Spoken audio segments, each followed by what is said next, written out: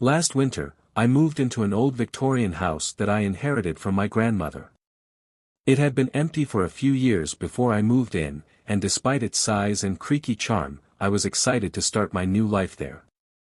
The day I moved in, I marveled at the intricacies of the architecture, the dusty elegance and the way the sunlight danced through the stained glass windows.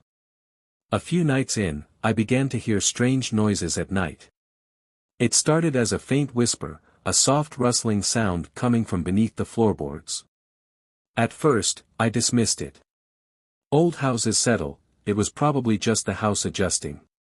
But the sounds grew more persistent, slowly escalating to soft thumps and the scratching, like nails on wood. One night, I woke up to the sound of what seemed like furniture being moved around. I shot out of bed, heart racing, telling myself it was just my imagination.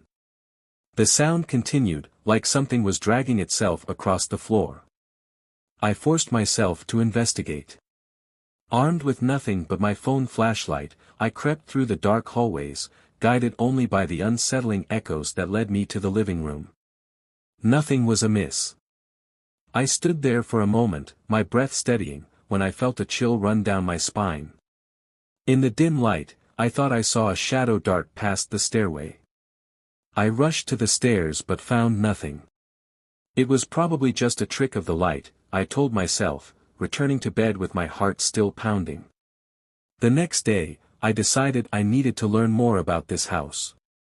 I went to the local library and dug into the history of it. What I found sent chills through me.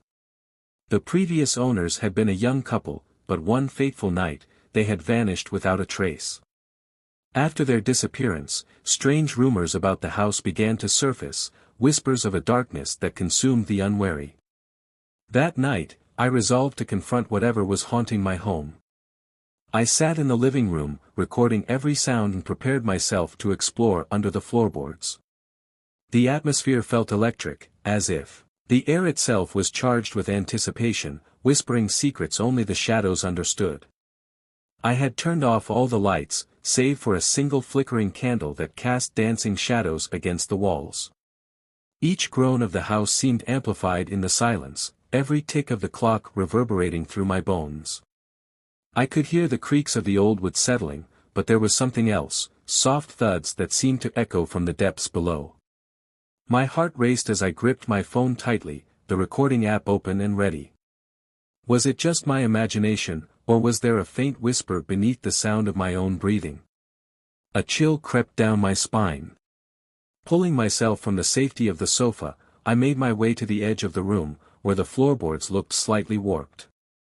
This was it. This was where the stories began, where neighbors would swap tales of the strange happenings in my home.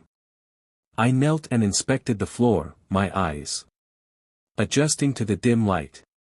I could see a small gap where the boards met. Taking a deep breath, I pressed my fingertips against the wood and tugged gently. To my surprise, the board shifted with a reluctant groan, revealing a dark gap below. It was then that I felt it, a rush of cold air escaping from the opening. Goosebumps prickled my skin, and the shadows seemed to swirl around me, alive and watchful.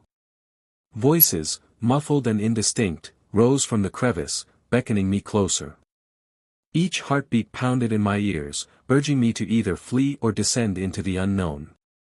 As I lowered myself to peer into the darkness, I couldn't shake the feeling that I was becoming part of a story much older than myself, one penned in fear and faded memories. Grabbing a flashlight, I aimed its beam into the void, and the light caught something just beyond the reach of my sight, something that sparkled like glass yet felt ominously alive. What lay beneath my home? What had called to me on this electric night? Taking a deep breath, I steeled myself and reached